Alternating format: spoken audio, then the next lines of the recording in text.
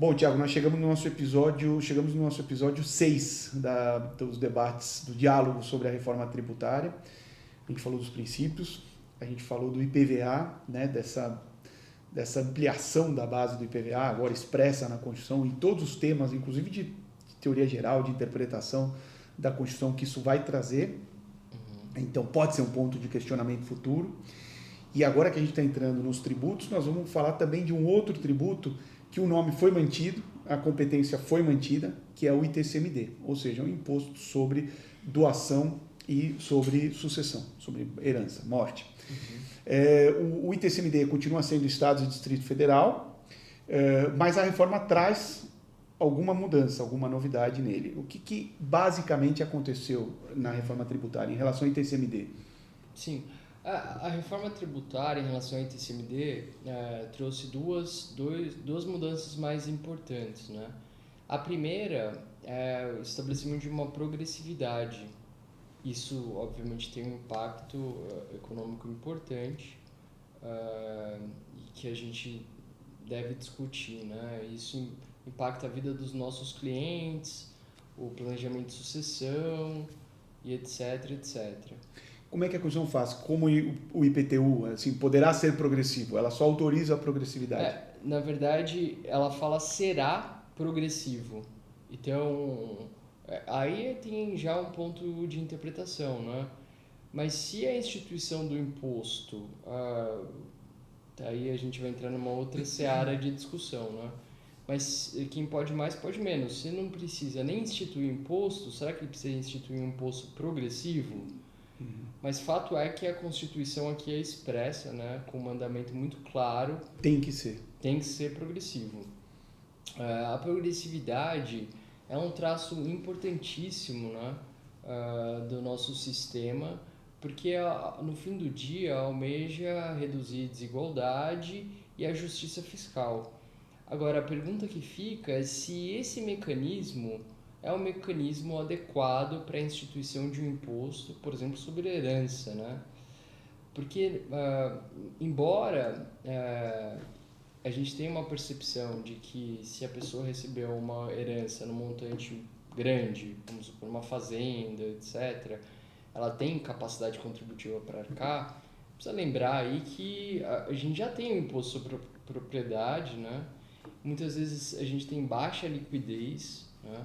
E a progressividade, ela traz uma oneração grande, né? Porque a gente vai estar, dependendo do valor, no limite ali da alíquota permitida pelo sistema, né?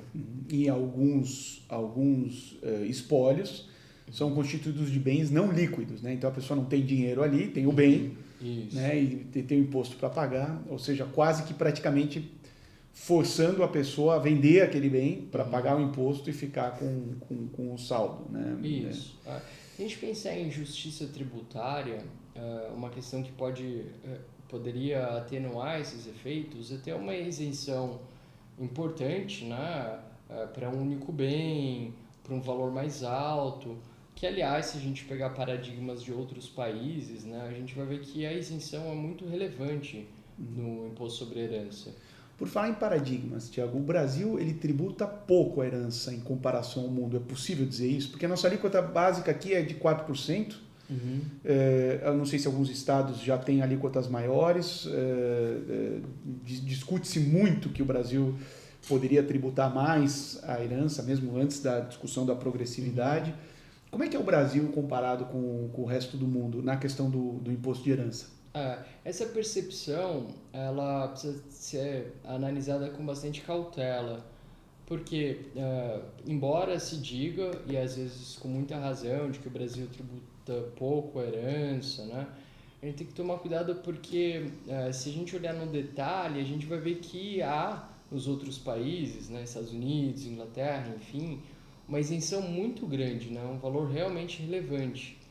Então, se a gente considerar a isenção, se a gente olhar só a alíquota é uma coisa, agora a gente precisa olhar a isenção e olhar também a base de cálculo, porque vários bens são excluídos da base de cálculo. Aqui é 4% praticamente tudo. Isso. bens, valores, direitos, tudo mais, e nos outros países você tem alíquotas altas, às vezes até de 40% em alguns países, mas com hipóteses mais amplas de isenção e às vezes até bases mais restritas, né? Exato. Economicamente, né, quando a gente olha para o ITCMD, a gente precisa pensar no acréscimo patrimonial. Então a gente está falando, na verdade, de renda oferida. É interessante pensar nisso, né? Porque quando você recebe uma herança, uma doação, o que acontece de fato é que você tem no seu patrimônio, que antes era X, o acréscimo daquilo que você ganhou. Então, se a gente pensar nesse contexto, a gente teria ali os elementos, né, para pensar em justiça fiscal e pensar, obviamente, né, em progressividade e nos fundamentos econômicos e jurídicos para isso. Mas a gente precisa tomar cuidado um pouco com questões culturais, né? Talvez, assim, como um próprio objetivo de uma família, perpetuar o patrimônio. Então, é um tema que requer, assim, um cuidado importante. Até por isso essa progressividade veio só agora, né? E eu acho que ela tem que ser pensada com muito cuidado.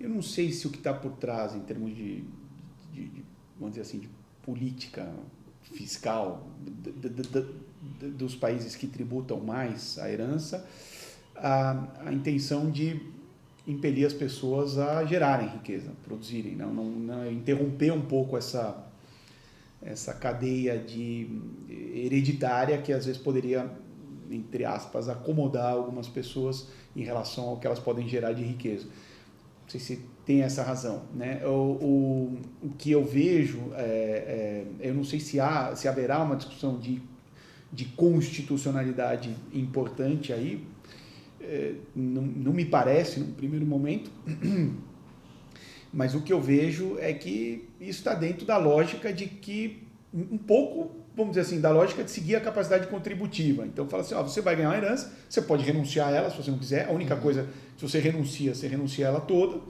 né? Você não pode selecionar só aspectos de um determinado espólio, mas se você quiser receber aqueles bens, ou aqueles direitos, ou aqueles valores, você tem que pagar um imposto progressivamente. Quanto mais você receber, mais imposto você vai pagar. O que eu estou entendendo é simples assim, não tem nada por trás disso, além de, vamos dizer assim, em tese, perseguir um pouco mais a possibilidade que a capacidade contributiva te dá, né, para explorar esta base tributável de uma maneira mais equitativa, né? Sim. No início do século XX, né, quando teve uma discussão mais importante, mais forte do conceito do que era renda, o acréscimo patrimonial decorrente de doação e herança eram pontos importantes para analisar a renda, o conceito de renda. E aí houve, né, essa divisão, tem uma questão importante de administração tributária, né? É difícil capturar, por exemplo, a doação entre familiares, a herança é um pouco mais fácil, né? A gente tem um processo de inventário para regulamentar a partilha dos bens. Mas você tocou num ponto de política pública, né? E tem um pouco de filosofia nisso, né? Porque a questão da tributação mais alta da herança remete a não só a questão da igualdade, né? Mas também a própria preservação da meritocracia, né? Se a gente tem como ponto de partida níveis muito diferentes, né? Tanto de riquezas como oportunidades, etc., é difícil a gente falar num Estado que preserve ou que busca assegurar a meritocracia, os mais capazes, tenham maior renda e tal. Então, nesse viés é interessante discutir. Embora, né, a meritocracia na filosofia também seja bastante contestada, né? Porque é difícil você não atribuir o mérito a alguém considerando determinadas aptidões naturais e se você nasceu com um talento, onde está a meritocracia, sendo que a natureza te deu, mas aí é outra viagem, né?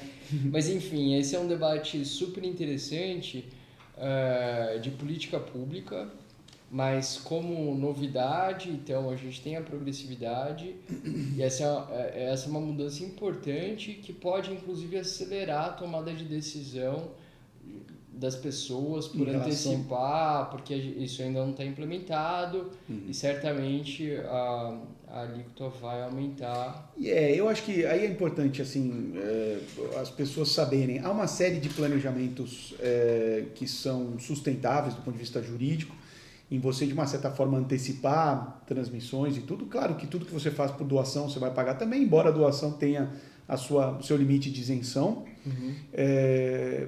Então, assim, o que eu acho que as pessoas vão acabar fazendo diante da progressividade, que para determinadas pessoas vai refletir como um aumento de alíquota, porque se elas estiverem num determinado degrau da progressividade, a alíquota delas vai ser mais alta.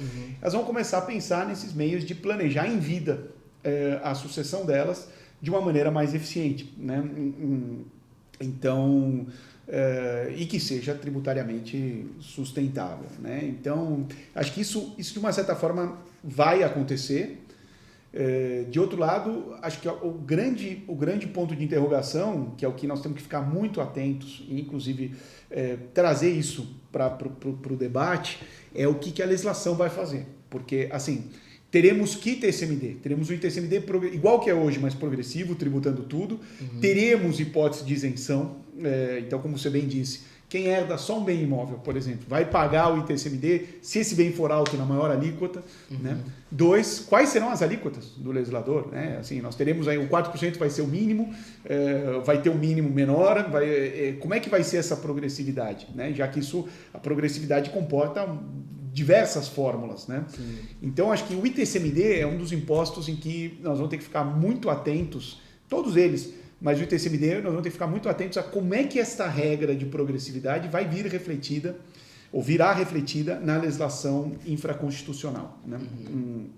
E isso que você disse, acho que as pessoas têm que ficar atentas, porque a gente chama de planejamento, mas há movimentações em vida que você pode fazer, que obviamente que se você fez em vida, elas não serão feitas pós-morte, e que já atribuem determinados bens a determinadas pessoas, familiares, herdeiros. Aí tem todas as regras de direito civil em relação à herança, a preservação da herança legítima, né, que tem que ser observadas para fazer esses planejamentos. As pessoas vão olhar para isso, né? Se tiver uma carga maior, uma previsão de carga maior, quando elas deixarem esse plano, né, e passarem a atribuir os seus bens e direitos que eles acumularem em vida para os seus herdeiros. Né? Tem uma questão de uma reação natural, né? A gente está falando de planejamento, mas vai além, né? Vamos supor que a pessoa tenha um patrimônio de 1 milhão e 1 milhão seja enquadrado como a alíquota máxima para fins de herança. Tem uma idade avançada e 800 mil você está numa alíquota inferior. Gastar esses 200 mil reais passa a ser uma opção. Ou enfim, doar abaixo da linha de isenção. Exato. Então, assim, é uma questão, é uma reação que é uma coisa absolutamente natural. E nem isso pode ser entendido como uma evasão, quer dizer, de tributo. Quer dizer, a pessoa está dentro da liberdade dela de fazer o que ela quer com o patrimônio, né? Então, mas é isso mesmo. Às vezes, aí a progressividade traz isso, né? Às vezes você está perto de um dos degraus. E aí você acaba fazendo movimentações justamente para não entrar nisso. São reações naturais, nós vamos ter, né, nesse ITCMD progressivo, que vai ser um novo ITCMD. Vamos analisar a legislação com cuidado. Acho que isso impacta todo mundo, né? Todos nós temos uma certeza na vida, né, de que os nossos bens estarão sujeitos ao ITCMD, mais dia menos dia. Né? A famosa frase, né? 2 certezas na vida, a morte e o pagamento de tributos. Exatamente. Tá bom, Tiago. Então vamos lá, vamos continuar analisando a reforma e seguir para essa empreitada, para a gente percorrer toda a emenda e entender exatamente como é que está agora configurado o nosso novo sistema.